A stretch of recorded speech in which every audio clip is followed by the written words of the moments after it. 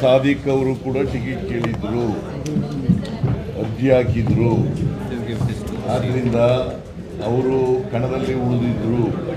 ನಾನು ನಿನ್ನೆ ರಿಜ್ವಾನ್ ಅವರಿಗೆ ಮತ್ತು ಸಲೀಂ ಅವರಿಗೆ,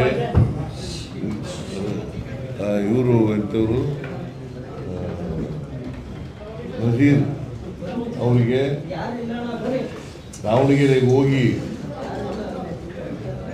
ನಾನು ನಿನ್ನೆ ರಿಪ್ಲೈ ಇದ್ದದ್ರಿಂದ ನಾನು ಹೆಚ್ಚು ಸಮಯ ಇರಲಿಲ್ಲ ನನಗೆ, ಹಾಗಾಗಿ ಇವ್ರನ್ನ ಕಳಿಸಿದ್ದೆ. ಅವರು ನಜೀರ್ ಹೋಗಲಿಲ್ಲ, ರಿಜ್ವಾನ್ ಮತ್ತು ಸಲೀಂ ಹೋಗಿದ್ದರು. ಅವ್ರು ಹೋಗೋ ಅಷ್ಟೊತ್ತಿಗೆ ಟೈಮ್ ಆಗಿಬಿಟ್ಟಿತ್ತು. ಸೊ ಹಂಗಾಗಿ ತೆಗಿಸೋಕ್ಕಾಗಲಿಲ್ಲ, ಅವರು ವಾಪಸ್ ತೆಗಿಸೋಕ್ಕಾಗಲಿಲ್ಲ. ಸೊ ಅವರು ಮನವೊಲಿಸಿ ಅವ್ರನ್ನ ರಿಟೈರ್ ಆಗಬೇಕು ಅಂತ ಹೇಳಿ ಅವರು ಒಪ್ಕೊಂಡು, ಯಾಕೆಂದರೆ ಅವರು ಕಾಂಗ್ರೆಸ್ನಲ್ಲೇ ಸುಮಾರು 40 ವರ್ಷಗಳಿಗೂ ಹೆಚ್ಚು ಕಾಲದಿಂದ ಇದ್ದಾರೆ ಕಾಂಗ್ರೆಸ್ನಲ್ಲಿ.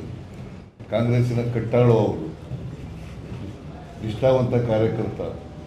ಸೊ ಮುಸಲ್ಮಾನರು ಸುಮಾರು 70 ಮತದಾರರಿದ್ದಾರೆ. ಅವರು ಕೂಡ ಟಿಕೆಟ್ ಬಯಸಿದ್ರು. ಇವೆಲ್ಲನೂ ಪರಿಶೀಲನೆ ಮಾಡಿ ಕೊನೆಗೆ ಮಲ್ಲಿಕಾರ್ಜುನ್ ಅವರ ಮಗನಿಗೆ ಕೊಡಬೇಕು ಅಂತ. ಯಾಕೆಂದರೆ ನಮ್ಮಲ್ಲಿ ಯಾರು ನಿಧನ ಆಯ್ತಾರೆ ಅವ್ರ ಮನೆಯವರಿಗೆ ಕೊಡ್ತಕ್ಕಂಥದ್ದು ಒಂದು ಪದ್ಧತಿ. ಈ ಪದ್ಧತಿಯಿಂದ ಮಲ್ಲಿಕಾರ್ಜುನ ಅವರ ಮಗನಿಗೆ ಕೊಟ್ಟಿದ್ದೀವಿ, ಸಮರ್ಥನ್ ಅವರಿಗೆ. ಇವರು ಕೂಡ ಆಕಾಂಕ್ಷಿಯಾಗಿದ್ದರು.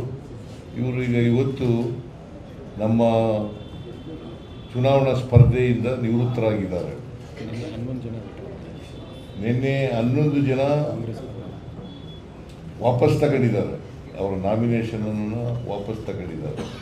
ಸೊ ಅದರಿಂದ ಸಲೀಂ ಅವರಿಗೆ ಮತ್ತು ರಿಜ್ವಾನ್ ಅವರಿಗೆ ನಾನು ಧನ್ಯವಾದಗಳನ್ನು ಈ ಸಂದರ್ಭದಲ್ಲಿ ಹೇಳಲಿಕ್ಕೆ ಬಯಸ್ತಾ ಇದ್ದೇನೆ. ಮತ್ತು ಎಲ್ಲ ಪೈಲ್ವಾನ್ ಸಾದಿಕ್ ಭಾಳ ವರ್ಷಗಳಿಂದ ನನಗೂ ಅವ್ರ ಪರಿಚಯ. ಸಾದಿಕ್ ಅವ್ರು ಪೈಲ್ವಾನ್ ಕುಸ್ತಿ ಮಾಡ್ತಾ ಇದ್ದಾಗಿಂದ ಪರಿಚಯ. ನಾನು ಕುಸ್ತಿ ನೋಡೋಕೆ ಹೋಗ್ತಿದ್ದೆ, ಇವರು ಕುಸ್ತಿ ನೋಡೋಕ್ಕೆ ಹೋಗ್ತಾ ಇದ್ದೆ. ಸಾದಿಕ್ ಕುಸ್ತಿ ಮೈಸೂರಿನಲ್ಲಿ ಕುಸ್ತಿ ಅಖಾಡ ಇತ್ತು ಒಂದು, ಅದು ಚೆನ್ನೈ ಅಖಾಡ. ಚೆನ್ನೈನವರ ಅಖಾಡ, ಅಲ್ಲಿ ಕುಸ್ತಿ ನಡೆಯೋದು. ಆಗ ಹೋಗ್ತಾ ಇದ್ದೆ. ಇವರು ಚಾರ್ಲಿ ಅಂತ ಇನ್ನೊಬ್ಬಿದ್ದರು, ದೊಡ್ಡ ಚಾರ್ಲಿ ಅಂತ, ದಾವಣಗೆರೆಯವರು. ಅವರು ದೊಡ್ಡ ಪೈಲ್ವಾನು, ಇವರು ದೊಡ್ಡ ಪೈಲ್ವಾನ. ಕುಸ್ತಿ ನೋಡೋಕೆ ಹೋಗ್ತಿದ್ದೆ. ಸೊ ಇವರು ಆಕಾಂಕ್ಷಿಯಾಗಿದ್ದರು. ಆಕಾಂಕ್ಷಿಗಳಾಗೋದು ತಪ್ಪೇನಿಲ್ಲ. ಬಿಕಾಸ್ ಅಲ್ಲಿ ಮತದಾರರಿದ್ದರು, ಮುಸ್ಲಿಂ ಮತದಾರರಿದ್ದರು. ಅವರು ಕ್ಯಾಂಡಿಡೇಟ್ ಆಗಬೇಕು ಅಂತ ಬಯಸಿದರೆ ತಪ್ಪೇನಿಲ್ಲ. ಆದರೆ ಎಲ್ರಿಗೂ ಕೊಡೋಕ್ಕಾಗಲ್ಲ. ಕಾಂಗ್ರೆಸ್ನ ನೀತಿಯಂತೆ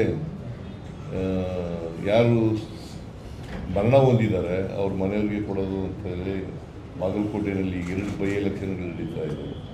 ಒಂದು ಬಾಗಲಕೋಟೆ, ಇನ್ನೊಂದು ದಾವಣಗೆರೆಯಲ್ಲೂ ಶಿವಶಂಕರಪ್ಪನವ್ರ ಮೊಮ್ಮಗನಿಗೆ ಕೊಟ್ಟಿದ್ದೀವಿ.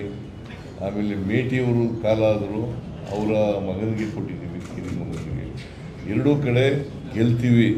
ನಾನು ಪೈಲ್ವಾನ್ ಸಾದಿಕ್ ಅವರಿಗೆ ಧನ್ಯವಾದಗಳನ್ನು ಹೇಳಲಿಕ್ಕೆ, ಯಾಕೆಂದರೆ ನಮ್ಮ ಮಾತನ್ನು ನಂಬಿ ನಾನು ಮತ್ತು DK ಶಿವಕುಮಾರ್ ಮಾತುಗಳನ್ನು ಅವರು ಒಪ್ಕೊಂಡು ವಾಪಸ್ ಇವತ್ತು ರಿಟೈರ್ ಆಗಿದ್ದಾರೆ. ಅವರಿಗೆ ಧನ್ಯವಾದಗಳನ್ನು ಪಕ್ಷದ ವತಿಯಿಂದ ಹೇಳಲಿಕ್ಕೆ ಬಯಸ್ತಾ ಇದ್ದೀನಿ. ನಮಸ್ಕಾರ. ಆಯಿತು, ಅದೆಲ್ಲ ಬಿಡಿ, ಅದೆಲ್ಲ ಏನಿಲ್ಲ. ಚರ್ಚೆ ಮಾಡೋಕ್ಕೆ ಹೋಗಬೇಡಿ. ಚರ್ಚೆನ ನಾವು ಮಾತಾಡೋದಿಲ್ಲ, ಉತ್ತರನೂ ಕೊಡೋದಿಲ್ಲ, ತಲೆ ಕೆಡಿಸ್ಕೋಬೇಡಿ. ಓಕೆ, ನಮಸ್ಕಾರ. ಈಗ ನಾನು ನಮ್ಮ ಜನರಲ್ ಸೆಕ್ರೆಟರಿ ಅವರು ದೆಹಲಿಯಿಂದ ಬಂದಿದ್ದಾರೆ, ಮುಖ್ಯಮಂತ್ರಿಗಳು ಕೂಡ ಆಗಿದ್ದಾರೆ. ಸೊ ಈಗ ಇದೊಂದು ಭಾಳ ಈ ಜನಕ್ಕೆ ನೋಯ್ತಾ ಇರೋಂಥ ಒಂದು ದೊಡ್ಡ ಸಮಸ್ಯೆ. ಪ್ರತಿದಿನ 1000 ಕೋಟಿ ರೂಪಾಯಿಯಷ್ಟು